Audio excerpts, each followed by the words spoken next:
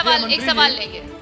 श्रद्धेय मंत्री जी, मैं 500 मीटर के क्षेत्र में जो लोग प्रभावित हुए हैं उस संबंध में आपसे विनम्र निवेदन है कि ये इस ऑर्डर को पूरी तरह गलत तरीके से इंटरप्रेट कर रहे हैं और सुप्रीम कोर्ट का इस तरीके से कोई भी, जहाँ तक हम लोग सब समझते हैं कि कोई आदेश ऐसा नहीं है कि ताजगंज की पुरानी जितनी भी करीब 4000 दुकानें हैं जो अपने पैतृक और पुराने समय से 300 से 400 वर्ष पुराने भवन भी हैं उनमें संचालित हो रही हैं। उन्होंने सिर्फ इंक्रोचमेंट हटाने की बात पहले की थी और ये सन 2000 के आदेश में स्पष्ट रूप से है, क्योंकि ताजमहल के पश्चिमी गेट पर रेड़ी खोमचे वालों को हटा करके उनको उचित दुकानों की व्यवस्था की गई थी। सवाल क्या है, सवाल बताएं। सवाल हमारा निवेदन यह है कि सरकार को, हम ताजगंज के लोगों की तरफ से सुप्रीम कोर्ट के सामने क्लैरिफिकेशन और मॉडिफिकेशन सीख करना चाहिए।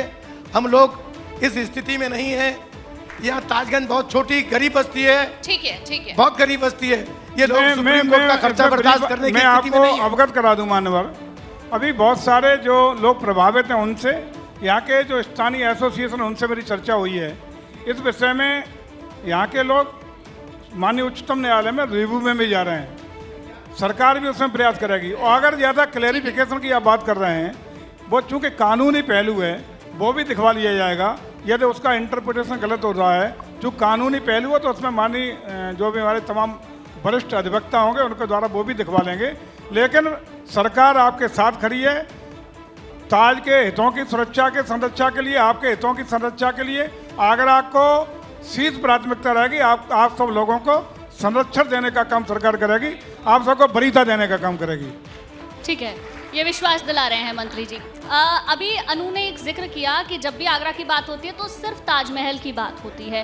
क्यों ना पर्यटन के लिहाज से इसे और इतना आगे बढ़ाया जाए और पर्यटन स्थल बनाए जाएं जिससे पर्यटकों की संख्या ज़्यादा हो और रोजगार के मौके ज़्यादा मिले। सवाल है मेरा बटेश्वर महादेव को लेकर, आपके तो इतने सीनियर लीडर का पैतृक आवास है वहाँ पर, तो वहाँ पर आप उसको क्यों नहीं आगे बढ़ाते हैं? मंत्री जी, क्योंकि वो भी एक पर्यटन स्थल बन सकता है। मैं लौटूंगी, एक सवाल का जवाब देने दें प्लीज। अभी मैंने आपको बताया, मुझे लगता है आपने ध्यान नहीं दिया। हम बटेश्वर को मैं बिल्कुल ध्यान से सुन रही हूं आपकी बात। दिव्य और ऐतिहासिक रूप से डेवलप करने जा रहे हैं। अटल बिहारी वाजपेयी जी का हम लोग अभी 24 करोड़ रुपए की परियोजना, उनके आवास को संरक्षित सुरक्षित करने के लिए, संग्रहालय बनाने के लिए, आदमकद प्रतिमा लगाने के लिए और अन्य वहाँ संसाधन जुटाने के 24 करोड़ उस स्थान को दिए हैं। 25 करोड़ रुपए हम लोगों ने बटेश्वर महाराज के वहाँ पर्यटन स्थल डेवलप करने के लिए दिए हैं। हम लोगों ने करीब 3 करोड़ रुपया सौरीपुर जो बटेश्वर में ही है जैन तीर्थ स्थल, उसके लिए दिए हैं और वहाँ ये फर्स्ट फेज में दिया गया है। हम आदरणीय स्वर्गीय पूर्व प्रधानमंत्री अटल बिहारी वाजपेयी के जन्मस्थल को, हमारे बटेश्वर महाराज जो पूरे हमारे आसपास में पूरे प्रदेश में भगवान महादेव जी का श्रद्धा का केंद्र है, उसके पुनरुत्थान के लिए, जीर्णोद्धार के लिए और संवर्धित करने के लिए पूरी तरह कटिबद्ध है और बटेश्वर को भव्य दिव्य बना के बहुत ही भव्य दिव्य पर्यटन स्थल के रूप में डेवलप करने जा रहे हैं। ठीक है, एक सवाल मेरा भी है जयवीर जी।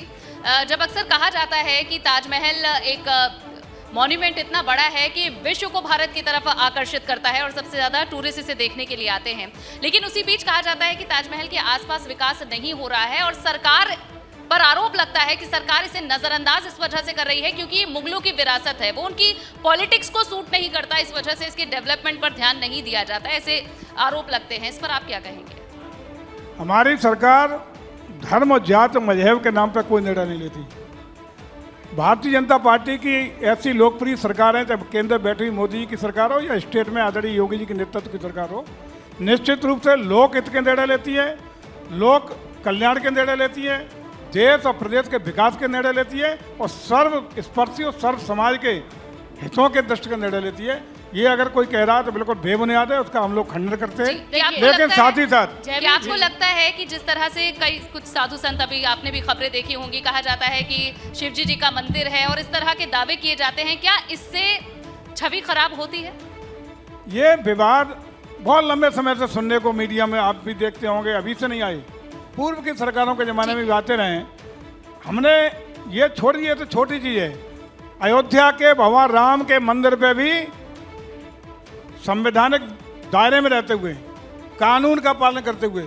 जब तक उच्चतम न्यायालय का निर्णय नहीं आ गया तब तक कोई कार्रवाई नहीं की, और जब निर्णय आ गया तो भव्य और दिव्य मंदिर बनाने का काम बिल्कुल। अयोध्या में हम लोग कर रहे हैं। बिल्कुल सर, कई सारे सवाल हुए, सवालों के जवाब भी हुए। मुझे लगता है आगरा ने बीजेपी को बहुत कुछ दिया है। दलितों की राजधानी कहे जाने वाले में आज देखेंगे तो हर तरफ भाजपा का ही परचम लहरा रहा है।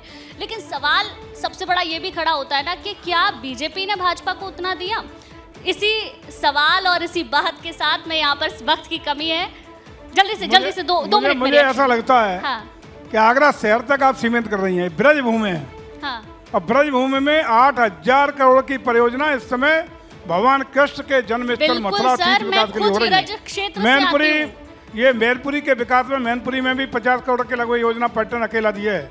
आपका हाथरस, अलीगढ़, ये बगल के फिरोजाबाद, आपका ठीक ये है। अगल बगल के जिलों ठीक है। में भी संपूर्ण व्यवस्थाएं और भव्य और दिव्य ब्रज बिल्कुल, क्षेत्र बनेगा। हम उम्मीद यही ये आप करते निश्चित हैं, जो रहिए। आप बातें कह रहे हैं, भव्य और दिव्य मंदिर बनेगा, पर्यटन के लिहाज से आगे काम होगा। चलिए, आपकी बात पर यकीन भी है और यकीन करना भी होगा, आप मंत्री हैं। चलिए, बहुत बहुत शुक्रिया जयवीर सिंह जी हमारे साथ जुड़ने के लिए, एबीपी गंगा के लिए समय निकालने के लिए और इस बातचीत के लिए। Thank you very much, thank you, thank you.